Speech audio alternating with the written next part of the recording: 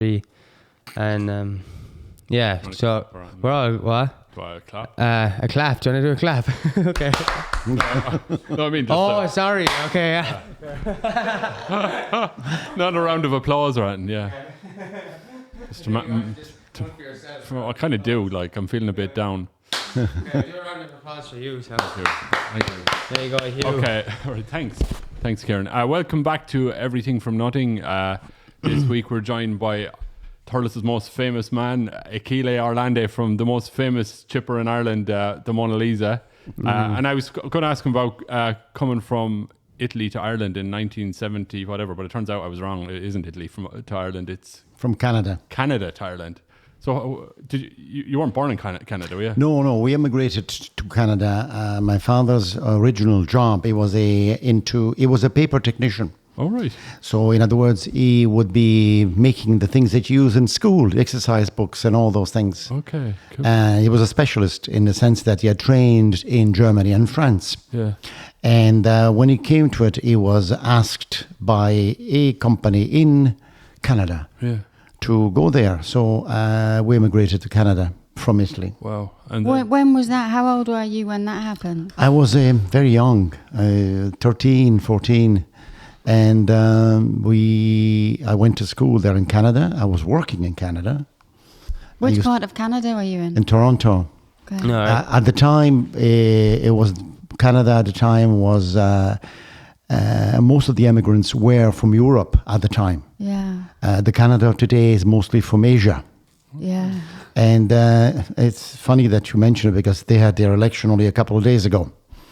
And when we immigrated there, we went to an area of Toronto where most of the Italians lived. Mm-hmm. It's called Downsview. So I went to school there. I went to high school, of course. Did you speak English? Not at all. Yeah. When I started working at 14 with no English. So I was inside this massive supermarket where I used to be in the aisles fixing things, and people come to me and ask me, where is this and what is that? So I used to say all the time, I'm new, ask my friend. Yeah. So this went on for quite a while. Yeah, you were new for a while. Yeah, so I was willing to work because very often I would do double shifts. Wow, for a boy of 14. I was working illegally in the sense that you have to be 16 to work in Canada. Yeah, okay, were you in school as well? Yeah. Fair I was working and I had the job working in the supermarket. My father worked 3 jobs and my mother worked 2 jobs. Wow. So you're really good at work ethic, yes, your family. we worked very hard because nobody gave you anything for nothing. Yeah. So we're quite happy living in Canada. Sorry, go on.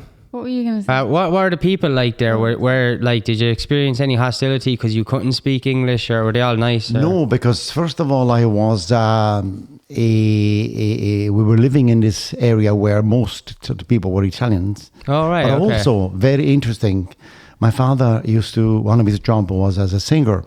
Wow. And he used to sing at weddings, confirmations, communions. Well, your father did? Yeah, my father did. Oh, wow, that's cool. So I used to go along with him because my mother used to send me to take care of him in the sense that after a day's work, he'd go in singing and he was very tired. Yeah. So we went to weddings, communions, confirmation from everywhere in the world. So I went to Russians, Bulgarians, Chinese, and we met a lot of people.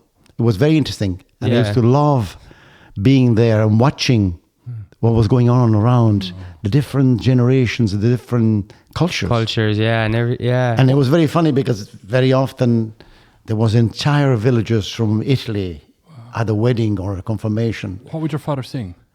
Father? What would he sing? What kind of thing? Yeah, of course, all the classics from the Italian thing music, plus a few international ones. Yeah. He was a very good singer. Yeah. No, that's where the girls was my father. Yeah, that's where the girls. He was on television in Canada. Was he? Yeah, he was. Yeah, singing. Opera kind of. No, he was not an operatic singer. It was what we call pop music. Okay. Yeah. Do you take after him? Do you sing yourself? I had a group myself briefly when I was there. So there was 4 of us, again from the same Italian community. And we used to drive in one of those Chevrolets, no tops, to these venues and play. So and was the Italian community different? It wasn't like the New York Italian community, no?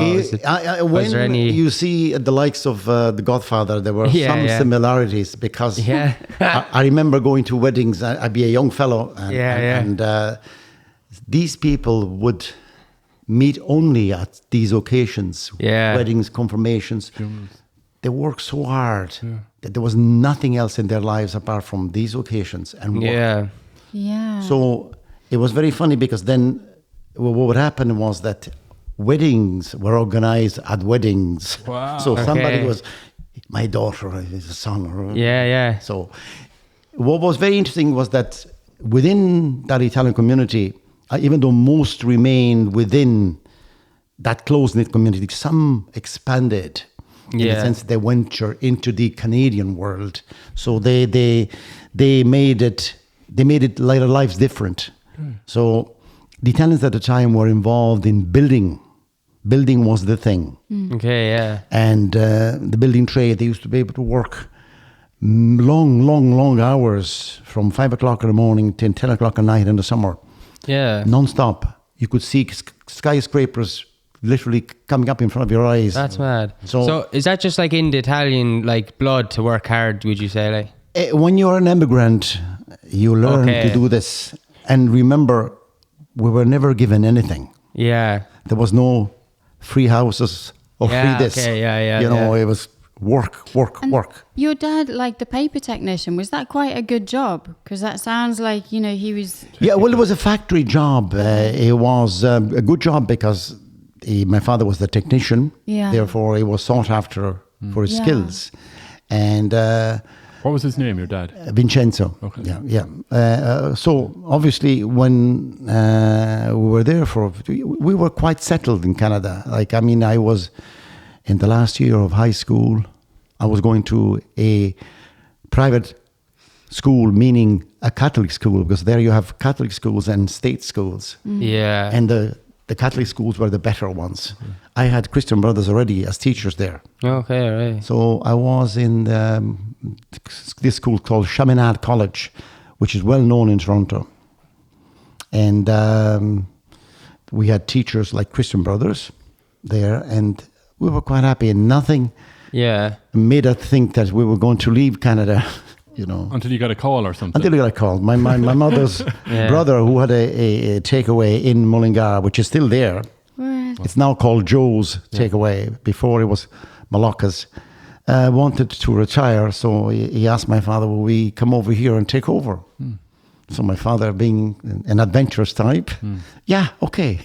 How long had you been in Canada then by that point? How many years had you been in Canada? I'd been in Canada, 2.5, 3 years. When I arrived in Ireland, I was 17. Right. And I went to CBS in Mullingar. I decided to go into fifth year. I should have been in sixth year, but I started fifth year because of the change, this quite remarkable change between the system in Canada and here.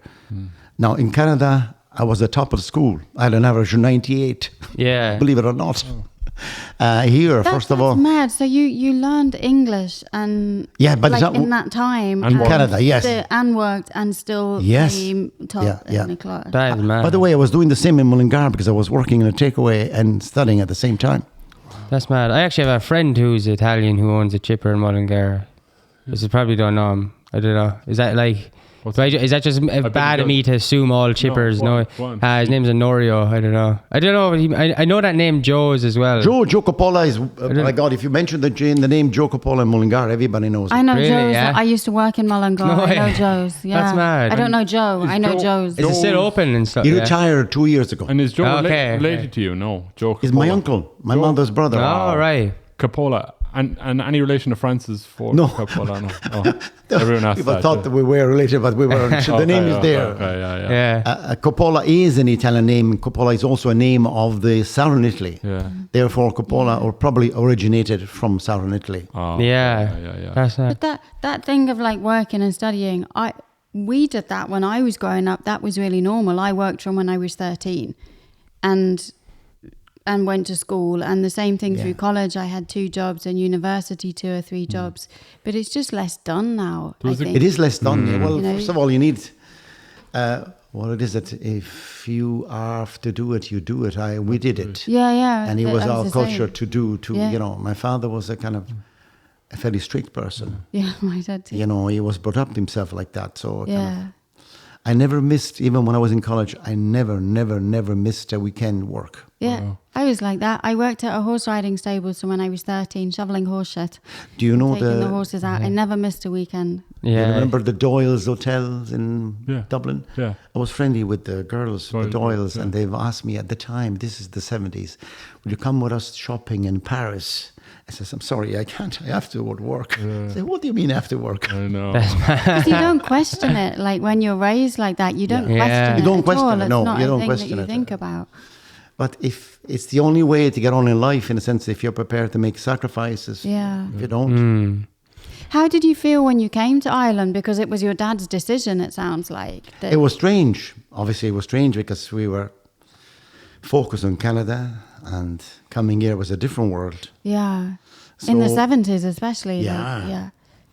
Yeah. I suppose I adapted in the sense that the family was here, so You one brother, is it, and one sister, is it? one brother and one sister. Yeah, I was the eldest. Yes. So when you came to Ireland in the 70s, did you have what was the one thing that stood out to you? Is there a moment or an event where you seen something where you were like, do you know that culture shock thing where you're like, what's wrong with these people? Was there any of that? No, nothing. I always felt that Irish people are very friendly, very open. Yeah, okay. And this is still there. Yeah. So, I mean, when we came to Thurles first, we had to clean the place. It was so bad. Yeah. The wimpy was in a bad condition. Are you talking about where the Mona Lisa was in bad? Well, Okay, yeah. You're up in Mullingar. Why Thurles, or how come you came to Thurles? My father, when my uncle decided to retire, a year after he changed his mind. So he came back and he told my father, I'm coming back. Find yourself somewhere else. So my father had to. So he toured the country, and he ended up in Templemore. Okay, yeah. And he had a kind of a mystical inspiration. He went into the church there. All right place to look for intervention there. Templemore, yeah. Father Flynn was the priest in there. So my father asked him straight out, look, I have 3 children. I am in the takeaway business, but I need to find a place. So any suggestions? Yeah. So Father Flynn said, not here, meaning not Templemore, come with me. So he took him to Thurles, to where the Mona Lisa is. No way. And there was a boarded up wimpy there.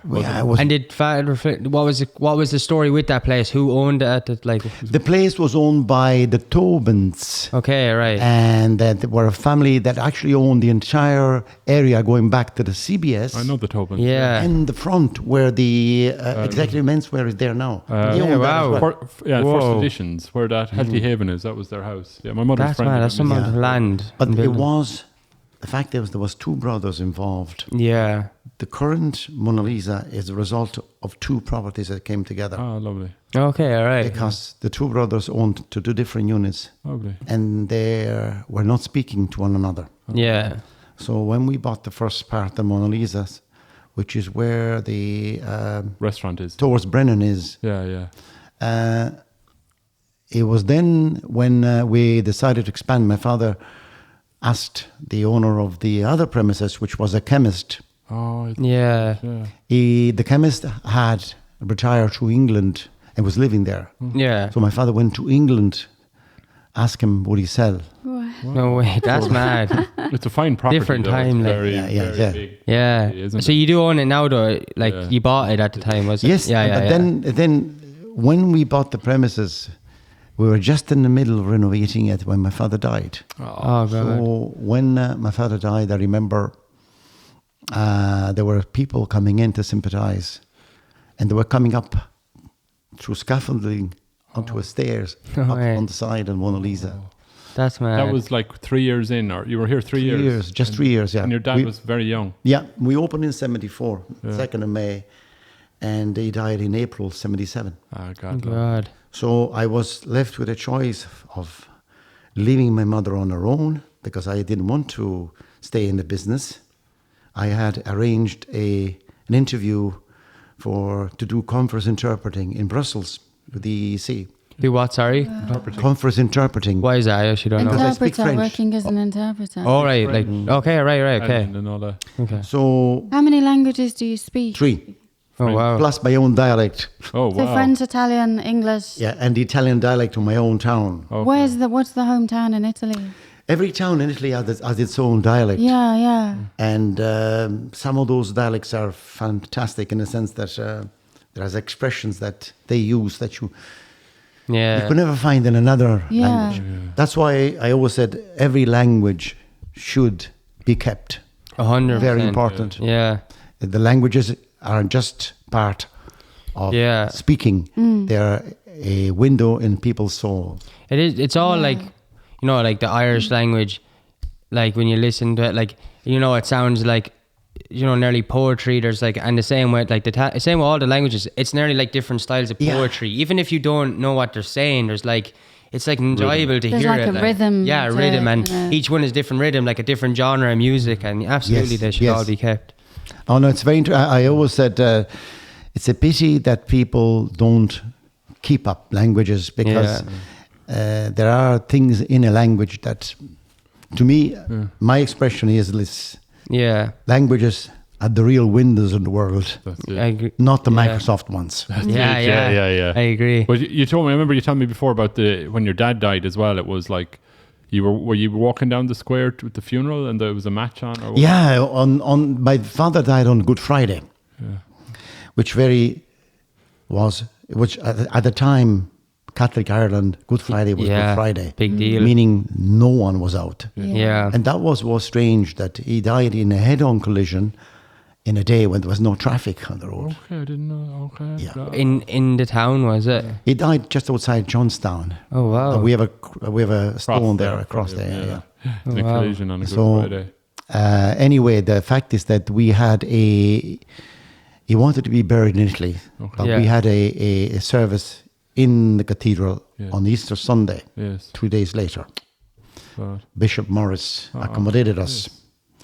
And there was a match on that day. The square was packed with people. And we had this strange cortege of us in mourning going through the square to the church. And everybody else was kind of excited for the match, strange. Yeah, that is strange. It's a big contrast. So you had the job offer as being the interpreter, and then this happened. Well, I couldn't leave my mother alone. I had just decided that I had to give up part of my dreams to stay with her, which I did. Of course. But anyway, that's life. Yes. Yeah, it is. But you ended up kind of pursuing those dreams in other ways. Well, I kept studying. I did a master's degree, and I was teaching quite a few years in Maynooth. What's your master's degree in? In Italian. Okay. Yes. I decided to pursue it in UCD, at same school. And I also did an HDIP, by the way. Wow. So, but you lectured in UCD and Rockwell. Did you teach in? No, I didn't. Maynooth. And I taught in the local schools. I did classes for the transition years. Oh, cool. Yeah. That's good. So you did kind of keep that going. I did. I once a teacher, always a teacher. Yeah, exactly. Yeah, I like education. Yeah. Do you like, I don't know, so like, do you find, I don't know, I know it sounds like a weird question, but are you interested in people? Like, it sounds like, I don't know, between like doing lectures and then meeting people on a daily basis in, like I've been in Mona Lisa before and it's like you're real friendly and it's never any different with you. It's like you want to talk to people. Do you get stuff out of that, like for yourself? Yes. Yeah. No, well, that is a key to business. I think once you forget about people, it's not good. Yeah. And unfortunately, one of the changes in the country since the Celtic Tiger is this lack of service, lack of communication. Yeah. You go into a shop nowadays, they don't even look at you. Yeah. I always make a point of talking to people, first of all, because it's natural to me. Yeah. Secondly, because I believe that one kind word, one smile can make a big difference to somebody's life. Yeah. I do it naturally. It's not put on. That's what I say. But like that's why the Mona Lisa is a very known chipper around Ireland. It's not because of course it's because the food, of course every time the food's going to have a part to play, but I've been to chippers where the food is really good, but I can't remember the name of them. I can't tell you around the country. I can't tell you what they're called because probably because somewhere that friendliness wasn't there. It wasn't an experience. It was, okay, I'm just getting food to eat, to live, There wasn't an experience of going out. And even like, do you know, there's a few local shops, like if you go into Josie Fogarty's shop, it's like you're interacting with a person and there's like this sort of sense of intimacy with another person. But then if I go into Tesco, it's like you're getting in and you're scanning the things yourself now and you're getting out, and it's like days become the same and they become more like, there's not like an experience of going to town or shops or chippers anymore. Well, there is when you go to places like the Mona Lisa in the square. But it's not a social interaction, like it's not a community interaction anymore. Yeah. You mentioned the word community. To me, I'm very big in community. Yeah. And when I say community, I'm not talking about Thurles. I look around us and I see Upper Church, Ullas, Drumban, Littleton, important place. Tumai Boris, Temple Tuohy. These are great places because of the communities. They're really strong communities. What they achieve is phenomenal. They do. Yeah. They're amazing. And like seeing them, you know, they still have that old school thing of like, they're going out doing like, you know, the bucket collecting for their new GEA club and stuff like that. And that stuff, there's something about it that's still so healthy. Like, and My first job was across the road from you in Walter Maloney's. You know, when I was 12, I used to work there every Saturday and everything. But I found I learned more in there than I ever learned in any university. What was Walter Maloney? Grocery shop, sweet shop and stuff like that. It was beside McKevitt's and But like it was funny. We always kind of like have a story for the day, or a joke or something. So somebody comes in, you tell the exact same story, but tell it like as if you've never told it before. So that'll be the one for the whole day. The whole day, yeah. That's we did. Cool. Hey, Mrs., did you hear about this or whatever? That's very good. You talk about Maloney. I mean, I can tell you a couple of very funny stories. Walter. First of all, the first time. When we came to Thurles, we had to clean up the place. Okay. We spent 2 months cleaning and scrubbing. We filled 2 lorry loads of garbage. Okay. So after 2 months, I had to get my hair cut. Yeah. Now, I had hair in those days, not like now. So I got out of the door, not knowing anywhere in town. I said, will I go left, right, or will I go left? And I said, I'll go towards the cathedral. Yeah. And I ended up into a safe place. Willie Maroney's or someone, is it? No. Teddy Lean. Teddy Lean, yeah. Teddy Lean is where now Broderick's shop is there now. Yeah. So I went in to get my hair cut. Did you get peanuts, right? No. Teddy was a fantastic character. Yeah. Very lively. I mean, I like the guy. Yeah. The fact is that when I went in to get my hair cut, he put water on my hair, whatever. Yeah. Then, as before anything, he said, "Oh, I'll be back in a minute." He went off and left me for half an hour with my hair wet. He got to get back a horse. No way, that's so mad. Did he tell you that's where he'd gone when he came back? Oh yeah, well, look. I said, "Oh, sorry, I got delayed or whatever." The bookies. But he's a great character. Like the stories he told, Teddy. And so talking about stories. Yeah. There was a duet between. Bertie Connaughton and Mick Boyle. Oh yeah. Okay. It was in Connaughton's. People used to go in and leave their shopping there, Yes. Yeah. and then come back and collect it. Yeah. Wait, what was Connington? Sorry. It was kind of Liberty. yeah. Okay, right. A small shop, cake shop kind of. So very often there would be people sitting around the shop Having discussions. and Mick Boyle would come in. Yeah. And say something outlandish. He was For the crack. a setup with himself and Bertie. Bertie, a great sense of humour. And people, you could see the looks in their face. It was all put on, but they were so serious. They'd put it on like For the crack, yeah. That's so cool. Oh, it was fantastic. Bertie was brilliant crack for fun, wasn't he? Bertie, one day, Bertie had it as a brother who was a Christian brother. Okay. Does anybody remember that? No, I didn't. No, So one day his brother came to see him. Yeah. He took off his collar. Yeah. So Bertie put on that collar. He went to the shop. His wife went in and he grabbed her from behind. with the collar on. So can you imagine? People, The freeze. That's funny. That's was mad. so much fun. I remember all those stools and the chairs and Paddy Hayes, and they'd all be sitting around having a big discussion. Nobody cared about selling anything. Oh, no, and no. it was all having a joke and a laugh. Yeah. That's what I was saying. Is it was a different. I mean, there was that more human approach, which was there, and Walter would send me down to him for something or get something up or whatever. There would always be a prank or a joke or something involved in this whole thing. yeah, it was all good fun. Nothing, outlandish or whatever. You know. But the more bizarre it was, the better. Like, you know. Oh, yeah. But they were all sitting down discussing anything. Anything. Yeah. And, nobody selling anything or nobody caring or whatever. Well, it's part of that Irish tradition. I mean, I remember one of the things that struck me when I came into Ireland first watching TV was that raconteur, Kelly, what's his name? The guy who would... David Kelly, is it? That would be on TV telling stories. Shanachie. The Shanachie. Yes. Yeah, he was like before Eddie Lenhan's time. Yeah, I know the guy. I can't remember his first name though. Frank Kelly. He's one of the, no. I can't remember what his name is. Frank, I don't know. I can't remember. I forget his name. Was it Kelly? It is Frank Kelly, I think. Called Tutorial Weekly, is it? No, before that. Oh, I don't know. Yeah, There's some outstanding. Yeah. Hospital was a great program. Yeah. Very inventing. First of all, because you could see people were born storytellers. Yeah.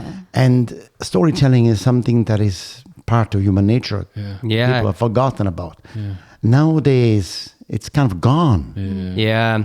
And they like, there is some, if people look up Shanachie and just look up Kelly, you'll find them. There's a few recorded pieces of them, not many, and the camera's obviously like, and it's like, it's so enchanting watching them like tell these stories. And you know, Eddie Lenihan, his guy we had in the podcast as well, does the same thing. But the way they work is they have like the basis of the story. They already know that. But each time they tell it in a different way because something will come to them. It's not like a scripted thing. It's amazing. He's the guy, that guy, there's a clip of him. He's telling some story about some loaf of bread. Oh, yeah. When there's a storm on or something. And like, it's really funny. Because you're sort of, you know what the punchline is, but you're still lost in waiting the detail of the story. The artistry. It's doing that. It's just phenomenal. Yeah. But it's the facial expression, the gesticulation that draws you in. It's not just the words and the story.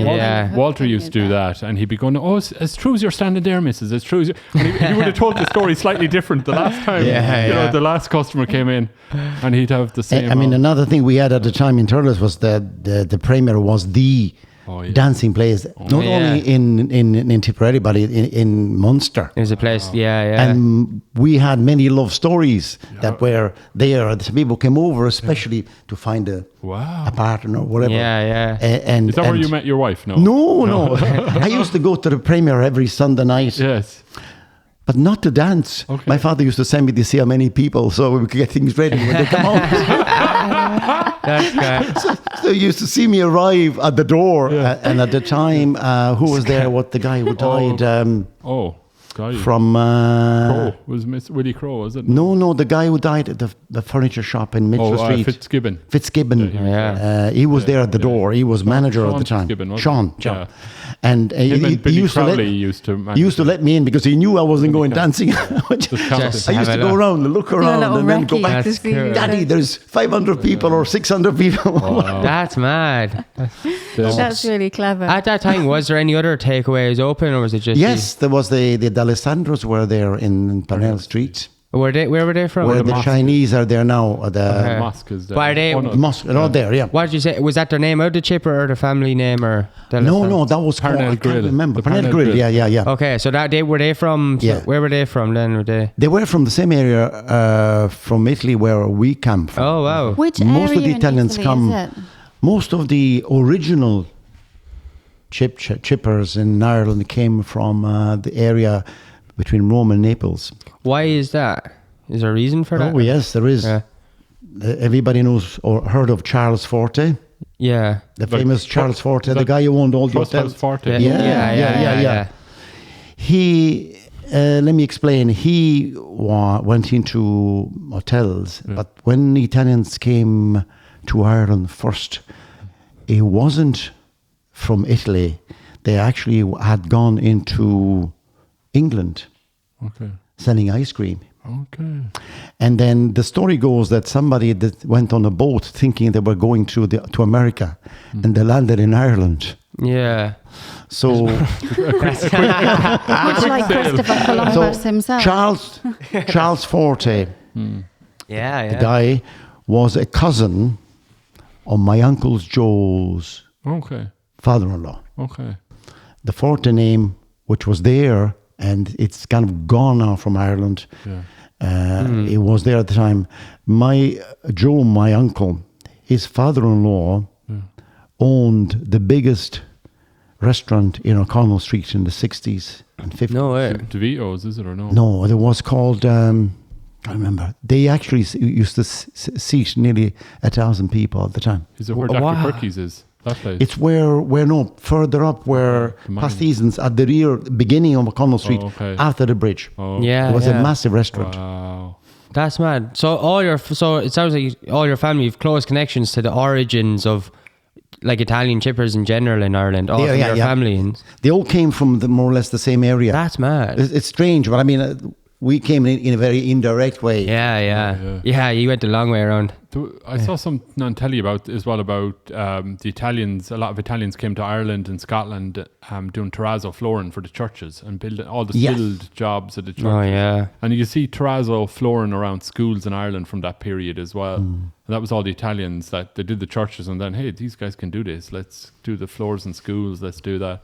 That's cool. Yeah. Well, I mean, the tradition has always been there. Our own cathedral here, I think the altar comes from Italy. It does. Yeah. And the guy who came from Clonmel, I can remember. What's his name? I'm trying to remember. Oh, you told me a minute ago. Bianconi. Yeah. He was a mayor in Clonmel. He was first mayor. That's what he did. All right. He came to Churches. church and then ended up being the mayor. This is going to be 1800 now, early 1900. Yeah. Why was it chips and not Italian food? I was actually going to ask that. That's so weird. Strange. Well, let me tell you this. This very few people know this. My father, before he died, was planning on building an Italian restaurant in the Mona Lisa at the second floor. Wow. That was his plan. Yeah. And of course, he never went ahead. Who knows? Because there's not great Italian food in Ireland. No, well, if there's so many. I'm going to say something. I hope people don't get offended now. One of the reasons we don't sell pizza is because pizza, for me, is sacred. Sacred, yeah. No, would you make tea using water from the tap and sawdust? No. Yeah. Well, let's put it this way. Pizza is something that requires specific ingredients, good ingredients, not tomato sauce. Yeah. So to make it, you need those ingredients and you need a proper setup. Pizza is the most abused product in the world because everybody thinks they can make pizza. Yeah. No offense to the other premises in town, but I'm sure there's some great pizza is something different. I know. I worked for a little while in Milan, like on and off for a few years with Pirelli. And even just that like work canteen where all the workers go, we would go. Their food, the pizza in particular, was incredible. That's bad. So you should see it in Naples. Yeah, I haven't been down south. I've been in like most places up north in Italy. See, that's the thing. If you accept pizza for what it isn't, it's not pizza. Yeah. Mm-hmm, yeah. So you'll never do pizza? Well, it's like I thought about it several times. Well, I won't try, but to do it, you need to have a steady supply of the ingredients. But you would do it as right, I see them. Yeah, and do it properly. God, so you need a proper setup, which we don't have at the moment. If the Mona Lisa ever did pizza, I would be eating actual real Italian pizza. Provided I get those ingredients. Exactly. Yeah. Because the sauce, like the made from proper tomatoes and stuff. Proper it's tomatoes, a real process, isn't it? It's the water. Yeah. The flour. Yeah. Wow. Yeah. That's cool. And even just I don't know, like the Italian tomatoes taste different. They are different. Yeah. You can grow proper tomatoes here, but they lack the sun. Exactly. I've grown tomatoes here and they are fine looking, but when you put them in your mouth, they don't have the richness and the taste that they no, I agree. Tomatoes with a certain degree of acidity is required. And sorry, go on. No, it's as I was saying, unfortunately or fortunately, whichever way is your point of view, the Americans made it an international product where pizza, you see it on TV all the time. Let's face it, real pizza, it's difficult to get. Yeah. So what happened there? So the Italian communities probably brought it into Boston and so in those areas, I'd imagine, and then the bastards they bastardized it, like, and well, the Americans are very good at selling things. They you can see with the coffee and everything. Stealing ideas and then selling. It's their thing. They're good sellers. I remember the famous scene from The Sopranos. Everybody had to see The Sopranos. When Paulie goes into the coffee shop in Newark, and he sees the crowds there, and he says, "Oh yeah, look at these people. We invented this stuff. We should be selling it." I love that. Speaking of the Sopranos and all that, I used to love as a kid or when I was younger in school going into the Mona Lisa to the restaurant to the side. I felt like I was in the Sopranos or something. The boots and is that all still there? And then the picture of the Mona Lisa at the back of it, and I love that space. The Mona Lisa is still there. The picture's still there. I mean, it's the restaurant is still there, but it's not being used, of course, at the moment. So beautiful.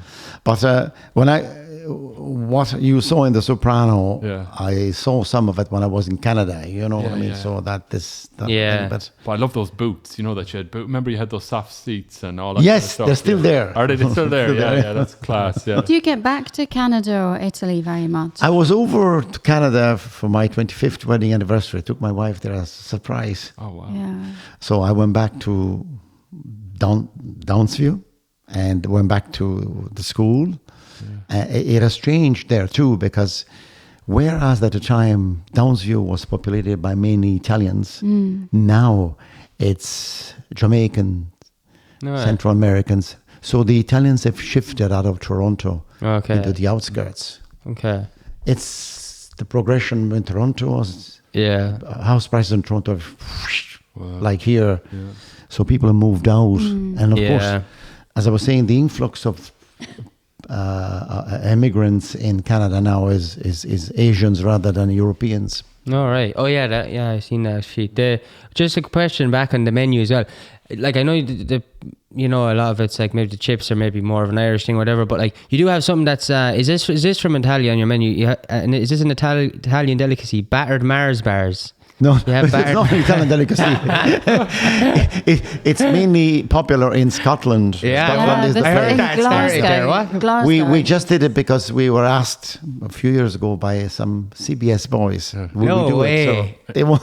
It was a cool I heard thing that. That's cool. And that you still do it. it. Yeah. Lovely. Have you ever eaten one? I don't eat, and I'm not a chocolate person at all. I don't like chocolate. I can't imagine. I don't mind chocolate. I'm not a battered chocolate person. Yeah, that sounds like something I want to try. But there's barely any places in Ireland that actually do it. Like very few. I mean, it's not it's something that we do because to please people rather than anything else. Yeah, that's so cool. Yeah. And how kind of when you look back now at sort of that trajectory of kind of coming from Italy to Canada to here, and what do you think when you reflect on that? Sometimes I wonder, did I dream things, because But, it's a really wild time to be doing it, like in the 70s, because everywhere we're still fairly unconnected to each other and changing. And when I see sometimes, not so much now with the COVID, when people used to come back to the town from holidays, from everywhere, and used to meet these people, it would bring you back memories, and he says, what have I gone through? Was it a dream or something? But we get sometimes messages from people from like Australia. We got a card from somebody. I missed you, sell a burger. That kind of thing. It's people have known over the years. You like to see them again, but God knows how many people left the town and never to come back again. You wouldn't wonder, Yeah, huge part of Thurles culture, the Mona Lisa. Like when I was a kid, it was it was a big treat to get a bag of Mona Lisa chips every Saturday. I used to work for this lady across the road, and she'd give me 50p, and I was straight down to the Mona Lisa. So every week revolved around a bag of Mona Lisa. That's class. And but everybody you'd meet, like my cousins, they're all over the world or whatever. They still talk. is Mona Lisa still there? That kind of thing. You know, it's still it's a massive cultural thing. Well, we do our best, but I mean, the fact is that don't forget, when I was in Mullingar, those years, I was trained by my uncle, my grandfather, on everything to do with chips and the business. Yeah. You do just learn it overnight. You know, there's a lot of learning to be done, and of course. Done to do things properly. Good chips are not to be like underrated. Like they are an art in doing it. Yeah, that's a fact. Yeah, and anyone watching this from Thurles as well, like I actually really mean this as well. Like the Mona Lisa food is absolutely lovely. It's never changed. I've always said this as well, that like times are changing and food changes with the times. All these new restaurants and stuff, and old restaurants are changing their food and stuff. But the consistency Mona Lisa, I remember being younger when the like Friday night or Saturday night movie, something like that, the big movie, it was called on RT, and then some weekends, like now and again, we'd get chips, and I just have vivid memories of eating Mona Lisa food from a really young age, like, and I don't know, none of it still doesn't taste any different, and you know, you still have that experience, like you know, and it's not like the other prices, like the prices are the same. It's not like it's more expensive. It's like, and it's nicer, and it's, I don't know, but it hasn't changed since your father. No, because we insist on some standards, and that's amazing. You know, it's important to keep those standards. Yeah. Look, lads, I'm starving. as I was saying, in the meantime, I mean, the country has been. There's everywhere, and there's takeaways everywhere now. Yeah, and it's not an easy business. Yeah, but we tend to stick with the guidelines we were given, in the sense that I was trained by strict people to do things properly. So, people have different opinions. Somebody prefers the fish from there or the burger from there, but it is that, you know, post office is pretty cool and stuff. But like, I'd closer say the Mona Lisa is the heart of the town than the post office. And I know it's a bad thing the post office gone, but the Mona Lisa, I could see they might move the post office, but I feel like there's that sense of like, if ever like the Mona Lisa was in a position where it needed a hand, like I feel like the town will always rally up and be like, okay, we can't. I think there'll be a bigger protest for the Mona Lisa than there would be. You'd have people coming all over Ireland like to stop that move. So that like, yes. So are your kids involved in the business? Are your kids involved? No, in the they're business? not. No, I have 3 daughters, and they all have different lives. Yeah, and I didn't ask them to be involved because I like people to choose. Yeah. One of the problems that has happened with many Italian families is exactly that, where their children have been given no choice. Yeah. And some of them but they resent doing it. Yeah. I chose to do it once I realized that my mother needed me, so I do it. But the worst thing you could have is somebody doing something they don't want to do. Yeah. That applies to everything in life. Yeah. That'll change the taste of the food. Yeah, it does. Like, I really think so. Yeah, I actually believe it does. Like the other thing is, you're living in Liberty Square, aren't you? Yes. And that's the other thing I love. So that you used to have a thing like with globalism was the big thing, like from the 70s, all that kind of thing, or whatever, since the Industrial Revolution maybe. But now I think that tide has changed. You have to think localism is the way forward. Yeah. The internet has nearly the internet has taken over, in the sense that everything is coming back to the centres, because that's the opposite of the internet. You'll have an experience in the town centre that you can't buy online. Well, one of the reasons we don't do this delivery services, and I apologize to my customers again who ask me all the time. By the way, we were the first one to do deliveries in town. Yeah, I feel like I remember you do. We used to deliver at Idarian Foods and all the industrial estates, but we stopped doing it because you used to go there and used to bring food, and you will meet Michael. Michael will have to call John. John will have to call Michelle. Michelle will have to call. So you'll be there half an hour. So we start doing. But because I believe in meeting people face to face. Brilliant. That's so cool. But that's the future. You know. Yeah. Food plus a smile. A nice word. But it's a good combination. There's such a social aspect to food across Europe that we don't have, like in Ireland and the UK, in the same way. Like food is where you sit down and you share your food and you share contact with people, and it's a real social time. Yes, but you mentioned before the likes of Pat Short or this guy.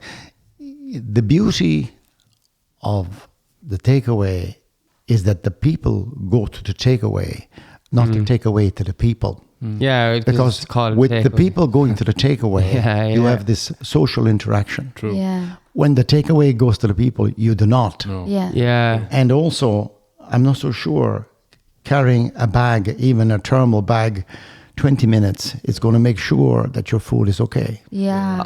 I just remember having to go out and get the food, and like that feeling of leaving the house, especially if you were going watching a movie or something, because we wouldn't, like now people are eating fast food every day of the week sometimes. It's like you'd only do it like every second weekend. Well, we would anyway, maybe even if that, and it'd often be for a movie, and it was just that feeling of leaving the house, the telly's off, there's no smell in the house, to going out getting the bag, then coming in, and it's like you're bringing this energy of like food, and now there's a smell in the house. Now you turn the telly on, and it's like now you get the plates out or whatever. Like that's mad that's like, it's not there in the same way, but it can come back. I believe it can as well. But it's not. It is starting to come back. Like people are moving into the town centres again. The donut effect is reversing. It's happening all over the world. 100%. The malls are collapsing all across America. If you remember that. It's about people basically. Absolutely. Now, people in the square in the town are people who live there, the likes of us. Yeah. We are part of the town. Absolutely. If you start pushing everything away from the center, like a shopping center is basically made up of people who don't live in the town, people who have no interest in the town. It might make sense commercially to everything together, but it's downgrading the fiber of a town. Absolutely is. Well, it was of its time. It was a commercial reality that was happening at the time. But now the internet has killed that from happening. They can't compete with online. Well, this is what's happening. Which it doesn't seem like. It's like doesn't seem like it fully now, but 100% it is like literally about to blow up in that way. I really in think. America, like all the malls are just collapsing, closing one after another. The internet has killed them. Yeah. So even in Ireland, you're saying that's sad in a way because there was a culture involved in that as well. But what is good about it is the town centres are really coming. We must. I go back to the time. Remember 20 years ago they had this Buy Irish campaign. Yes. Well, I think it's very important.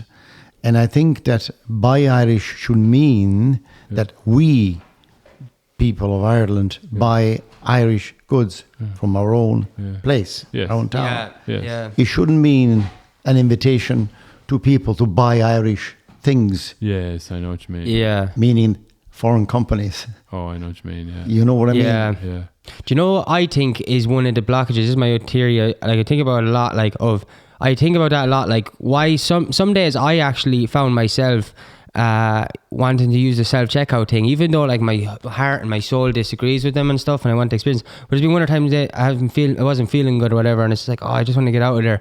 And that's what I've thought about it a lot. Like I think like in all that we're talking about, in what you're saying of like whether this person behind the counter who doesn't feel as friendly anymore, or the person who's buying the food who's like nervous about. One of the biggest reasons I believe that like self-checkouts are such a thing is actually social anxiety, and like people becoming disconnected with like one another and worried about like what the right thing is to say and overthinking and everything. Obviously that's a big part of the internet and stuff like that that's caused that, because why aren't people telling stories the way the lads used to, like, because they were, guess what, life, people could say that like life was easier, but no, it wasn't. They were stressed out of their heads, but they still managed to like talk to each other and lift each other out of the absolutely, don't they? And that can come back. And I think if like even what I love in the Mona Lisa, even when you go in to buy the chips, okay, I'll talk to you, but there's also another guy waiting for chips, and you end up having a chat with him as well. Yes. The other customers that you have to crack with, like, isn't it? Yeah, and I think it can come back as well. I think we're going to see the next generation that won't be as sort of, I don't know, I think we're going to get a lot healthier with the internet and stuff like that. I do think there's a lot of benefits in it, and I think you're going to see the next generation are going to find a very safe place and being comfortable on the internet, knowing how to navigate it better than any other generation has. And then they're also going to be able to navigate a new world that we're all building at the moment, which is, pushing for a world for local stuff like that. And I don't know, I can definitely see it going with the next generations, that there's like a real balance in the world between it all, and it goes back to local shops and Do you have any sort of overriding memories of Italy? Like, because you were quite young when you left, like, are there things that stick in your mind from that? Well, I was born in my town is actually older than Rome. Wow. No way. And That's mad. you know, there's a lot of history there. Yeah. What's it called again? It's Athena. Athena. And the Samnites were the name of the people who lived there. The Samnites were a powerful nation before Rome was. And my hometown is on a hill. So think of Upper Church. That's sort of where I was. Yeah. And it dominated the entire area. So there's a lot of history there. And when I go there, which is rarely now because there's no one there anymore, you see all these monuments, the roads that are still there. It's just incredible, you know. I think history is very important, and you should keep it. Yeah. Yeah. That's so cool. 100%. So it's really quiet there now. Like, it's like. Oh yeah. Yeah. Well, when I was born, the town had 10,000 people population. Now it's less than 1,000. Jesus, wow. Everybody's gone, emigrated. That's lack of mad. opportunities. Yeah, I moved to cities and things like that. So I'm one of those vagrants of the world that have moved everywhere Yeah. and have been assimilated by other culture, other people. Ireland, I like Ireland because I think the people are the best feature of the country. No doubt about it. You will not see people greeting you in the street in Italy like they do here, even though they don't know you. Yeah. And that's important. It's going back to what I was saying about the social dimension. Yeah. I hope they never lose that. I don't think they will, just because I think we were starting to, but I love actually going to, like, I measure like populations to towns where it's okay. Like Portlaoise is like a big enough town, for example. Thurles, you say well to everyone on the street. They're all like, it's okay. Like, no one, sometimes they might say well back, but no one's like shocked or whatever that you're saying well, but most times they will always greet you on the street. Dublin is like, they're like, if you say it in Dublin, they're freaked out. Portlaoise is like in between nearly, because it's like so big where it's like every second person is probably a local for families, generations have been there, and they'll like absolutely say well back, and then then another person will be like. So I know it's like it's got to do with population nearly, and commercialism, like, you know, all that sense of Thurles still has the localism. Just last night, yesterday, I had a customer, a local girl who works in Dublin. Yeah. And she came in for chips. Yeah. We were talking as usual. Yeah. And she said, I come down to home just to relax. Yeah. She lives in South Dublin. Yeah. Oh God, yeah. We have one of our customers. He's the guy who works in building management in Dublin. He rents all these apartments and takes care of them. He comes down every couple of months just to decompress. Yeah. Dublin is no longer the fair city. No, it's absolutely not. Anybody that I meet, I apologize to all my Dublin friends. Yeah. When they arrive in Dublin, I says, when you arrive in Dublin, leave Dublin. Yeah. Find the country. Yeah, I'm inclined to agree, actually. All the benefits that were there before are no longer exclusive to Dublin. Like, they're all available down here. Like, we all have phones now. We can get whatever we want. Like this kind of thing a few years ago, even owning microphones outside of Dublin, like at a certain stage would have been like, no, anything you want to record, music, art, everything was in Dublin, and fashion, everything, like even to get clothes. Like Thurles has enough for anybody, in my opinion. Yeah. People who say, I'm bored, come on, just find things and make something as well. Create stuff. Yeah.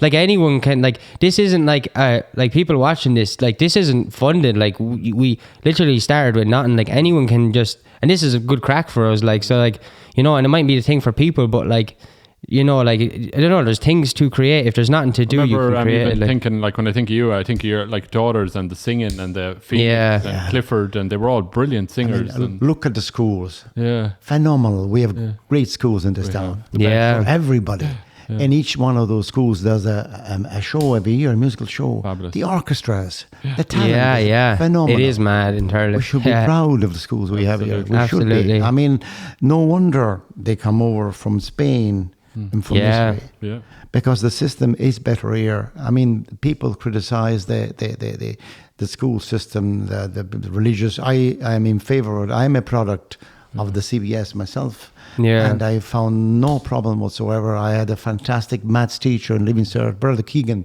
I still remember him. Yeah. He was an outstanding teacher. Wow. The guy was totally dedicated to teaching. Yeah. And he used to give us grinds on Saturdays. We'd a Christian brother maths teacher like that called Brother Williams, who was so dedicated. Every year he was supposed to retire, and every year they'd beg him not to. Yeah. And he would go, you'll have Christmas Day off. That's it. He wanted us in on Saturdays and stuff like that. He was brilliant. Mad. And he was like very old. He died halfway through the year. Yeah. But he was so dedicated. There was a lot of people like that. They gave their lives. Their lives was education. And of course, people, they were strict, but that was part of their upbringing. Yeah. My father was strict because his own father was strict. Yeah, so they didn't know any other way. Yeah. Unfortunately, you have to go beyond that. Yeah. You know, that why are people strict? Yeah. Because they were taught that way.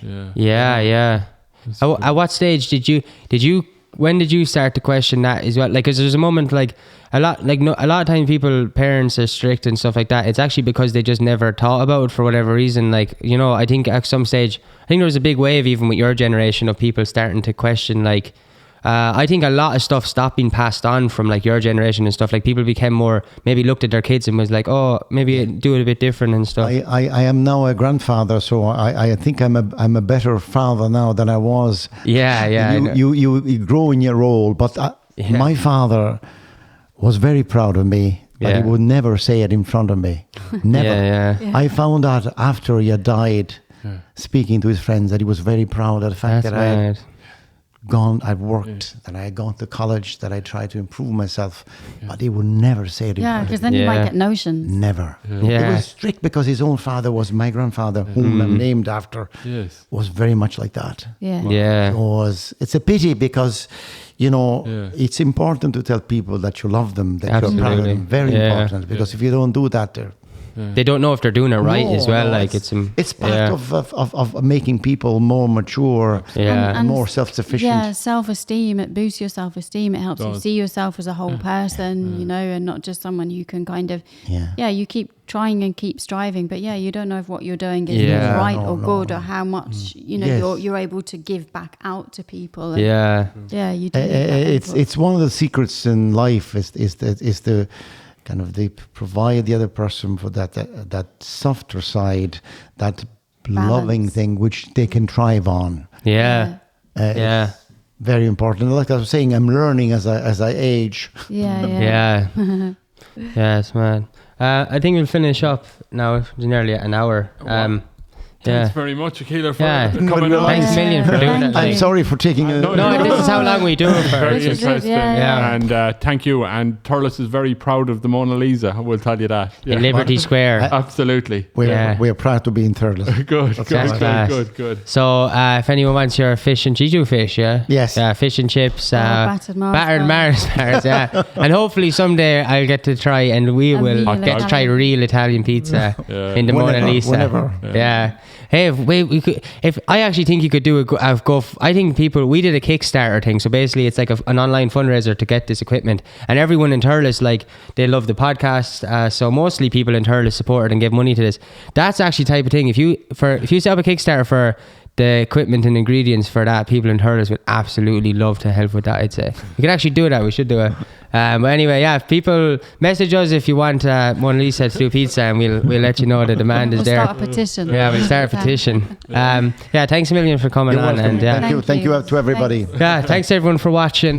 Make sure if you want to support us, just hit the subscribe button under the video. It's a red button. It's free, and it just makes the number go up, and you know, numbers make people feel better or something. Make us feel better. Well, no, it's good. It helps get the video out there.